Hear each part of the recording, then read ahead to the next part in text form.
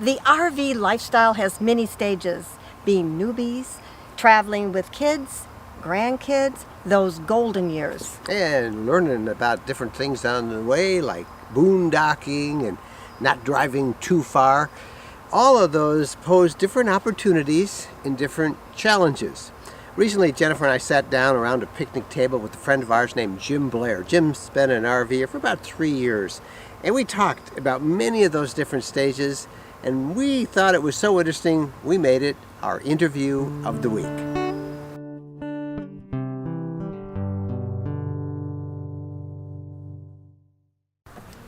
So we were talking about the different stages of camping, and we talk about, Jennifer and I always are talking about serendipity style, but you mentioned a good point. That's kind of scary for newbies. So when we got our Class B RV 3 years ago and started camping, it was very new. We had done a lot of tent camping and things like that, and we had that all figured out from our childhood and growing up with our parents and everything. But as we launched out in our road trek, it was a little intimidating. I mean, you've got a whole traveling house, all the electronics and everything that goes with it that you're kind of concerned about. And until you get comfortable with that, you're trying to figure out where to camp that's easy. Yet easy but beautiful, and so you end up in independent campgrounds and state parks, but you've got a vehicle, we've got a vehicle that is self-contained, and we can boondock for 4 or 5 days, and we were so afraid to do that initially because we weren't sure about how everything would work, and we were kind of drawn back to going to the campgrounds.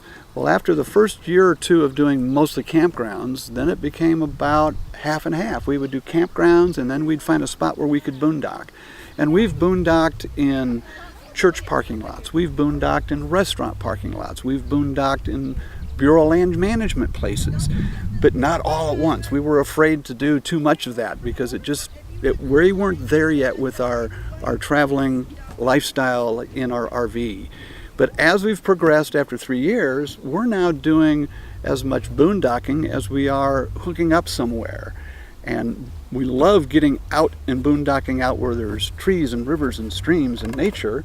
But we also like going into town and finding a restaurant, having dinner, and asking permission to boondock in their back corner. Yeah. I think people don't realize that a lot of restaurants will let you boondock in the parking lot if you ask, because you've spent some money, you've patronized them, and you want to see their town and their city. And you're right, because it's just safe to go into that KOA or the state campground, and that's what we did. We always went to the safe places, and then pretty soon you venture out a little bit, and you try those boondocking sites, and you realize sometimes you like them quite often better than the regular campground. The other thing that's kind of neat is how we get so in a mindset that we have to go long distances to go someplace, and that's just crazy because it's about the lifestyle, not the distance. So when we first started, I started to keep a log, not a blog, but a log, and my goal was 1,000 nights.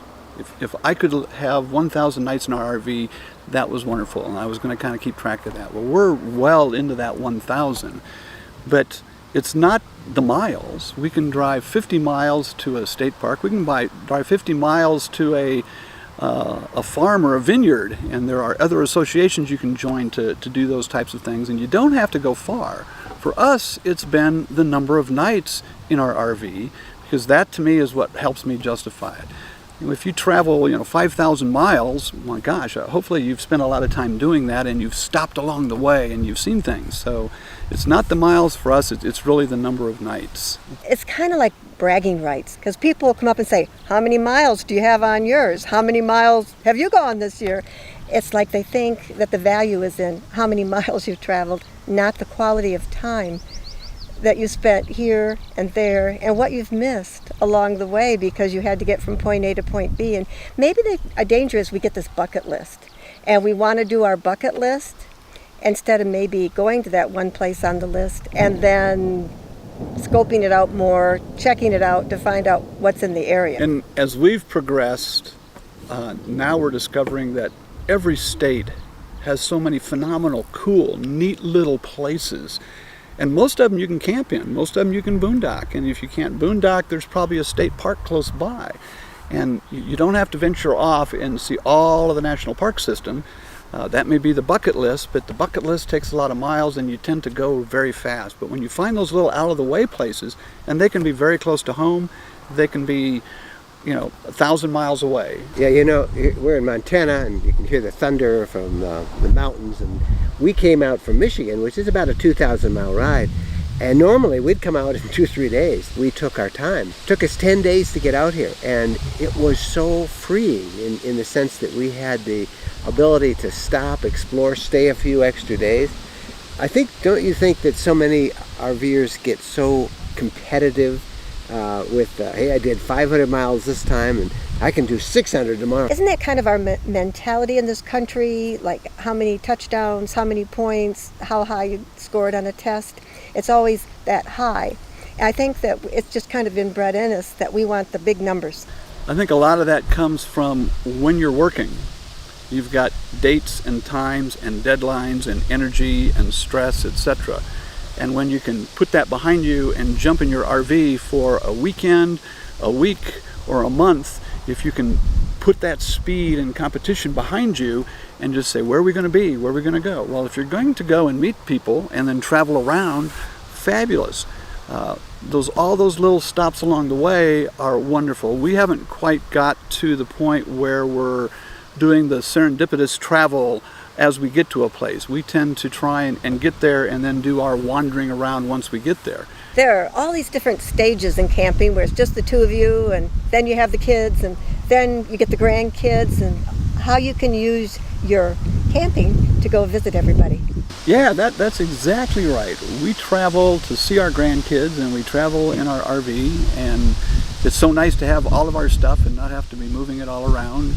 It takes us 2 or 3 days to get there sometimes because we're wandering around. We see the grandkids and we take them around. I took my granddaughter to a movie and we took our RV, and she had more fun in the RV than she did at the movie. Yeah, that stage with kids is pretty neat. We started off with a little travel trailer and then a pop-up camper, and then we went to a tent as the kids all moved on, and then we into our motorhome, and now we got grandkids in there. It's pretty now. It's more often not just the two of us and the dog, but I guess when you look at these different stages, we put them together. We're talking about an RV lifestyle that lasts a lifetime. Absolutely. Another thing that so many newbies, I think, get, if not disappointed in, they get surprised by. When you're shopping for an RV, you go to a show, you see a program about RVs, you look at a magazine, you go to even the dealer websites or the manufacturer's websites, and they show these beautiful, idyllic scenes of nature all by yourself. And then the reality that so many newbies find out is that you're in what I call tinaminiums. You've been there, right? Yeah. Those great big condominium type RVs next door, huge skyscraper Class A's, and you're squeezed in, and they say, this isn't camping, this is like a ghetto, an RV ghetto. They listen to us talk about the joys of boondocking, but maybe you could help them realize that they can take control of this too, and in those great spots really are out there. You just have to slowly learn how to find them. And one thing that we found, if you like the state parks, 9 out of 10 times when you pull into a state park, if it's full, they've got an overflow spot for you where you can boondock for the night. We just stayed in Munising, Michigan, in an overflow area, and actually I think it was better than the other sites. I mean, it was $30 instead of $36. We had electric hookup and water. We just didn't have a picnic table and a fire pit. But we didn't need those two things, and it was great. Yeah, that's another thing. When people are going somewhere, they think they got to stay in a campground at $30, $40, $50 a night, and you don't. You pull the drapes at night, and it's just as if you were in the most beautiful place at all. So you mentioned restaurants and church parking lots. If you ask, people haven't you found that people are pretty welcoming? Say, yeah, you can stay there. It's just when you set up stuff and set up a campfire in a parking lot, that doesn't do over too well. But when you're just going someplace, you don't have to have and spend all this money. So if I want to sit outside and watch a lot of nature, I can do that actually in my backyard. What I like about traveling in an RV is getting off the path and doing the hikes, getting off the path and finding the little museums, getting off the path and finding the little homespun restaurants. We don't go to chain restaurants. I want to see something that just says cafe. And all of those little places are so nice, and 9 out of 10 of them you can say, you know, we're kind of tired for the evening. Would it be okay if we parked in the corner of your lot for the night? And they almost always say yes. We seldom get reservations because we don't know exactly where we're going to be. And like you say, there's a lot of spots that aren't listed that you find when you go to those communities. We talked about newbies, and we talked about, you know, the stage of moving into boondocking, but there's another stage. It's just kind of as many people probably been RVing for a long time, they start to slow down and talk about that stage. You have looked at 1,000 nights, you say, is your goal. I don't know how close you are to that, Jim, but what are you going to do after you hit those 1,000? Well, I think the 1,000 nights came from just, you know, something, a target. And I've thrown out that target now. I was keeping track, and we have spent probably 450 plus nights in our RV in 3 years. And we travel about 120 to 140 nights a year.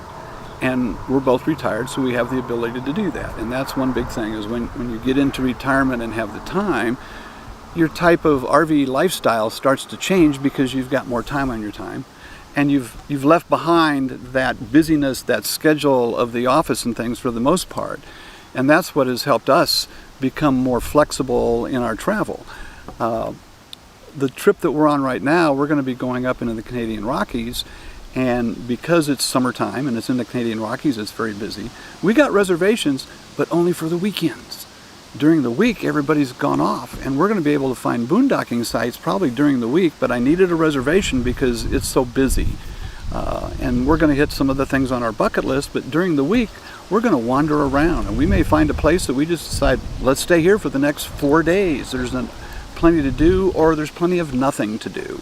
There's probably not a week that goes by that Jennifer and I don't get an email or a message in our voicemail from somebody who has reached that stage where their health precludes them from hiking and doing a lot of stuff. And it's very sad. They keep thinking they have to give up RVing, and then slowly many of them realize, no, you don't. You just don't have to be quite as active, and that's the beauty of this. So I would say that's probably the another stage, the end stage for a lot of people is how long can you keep doing this? And I know from our experience, we see people well into their 80s. I met a 90-year-old woman who travels solo across the country, and she's still going strong. She says she can't take those long hikes anymore like she used to, but she still is out there. And I wonder if you have thought about when the end comes. When do you know it's time to stop RVing, or do you see this as something that you can do right until you're too old to do anything else? My wife and I really see it as we're going to be traveling in our RV a good portion of the time until we are physically unfit to be able to drive and travel. Even at the later stages of our life, if we can't get out and hike, if we can't get out and spend much time in the museum, we can do so much from our RV and see so many wonderful things. And you know, we think it's going to go on a long time. That is what we have decided. We're going to keep doing this until we can't do it anymore, because you don't have to climb to the top of the highest mountain, a hill, maybe a hill. As long as we can. Becomes a hill. Yeah, that's true. We're just going to keep going as long as we can, because we truly do love this, and we love the people that we meet. It is great fun. Well, they might take my driver's license away, but I'm going to keep driving, or if we have to, we'll hire somebody, because this is our lifestyle. And I know it is Jim Blair's too. Jim, thank you so much for sitting down around a picnic table on a Montana afternoon with the thunderstorms going over the mountains. This is the lifestyle, isn't it? It's been a blessing. We are so blessed to be able to do this in the United States and have that kind of freedom. Thanks for letting me chat with you today. If there is a bottom line here, enjoy whatever stage you're in and look forward to the next one. Now, that was our interview of the week from our podcast, the RV Podcast. If you are unfamiliar with our podcast, please check it out. You can go to roadtrekking.com/podcast. and subscribe to it from your favorite podcast app as well on your smartphone, from YouTube to Stitcher to even Spotify. We're on all those platforms and would love to have you listen to our podcast. It comes out every Wednesday morning. Meantime, thanks for watching our YouTube RV Lifestyle channel. Would you please do us a big favor and subscribe? Also, leave us a thumbs up if you will, if you enjoyed this video. We're Mike and Jennifer Wendland. Thanks for watching. Happy trails.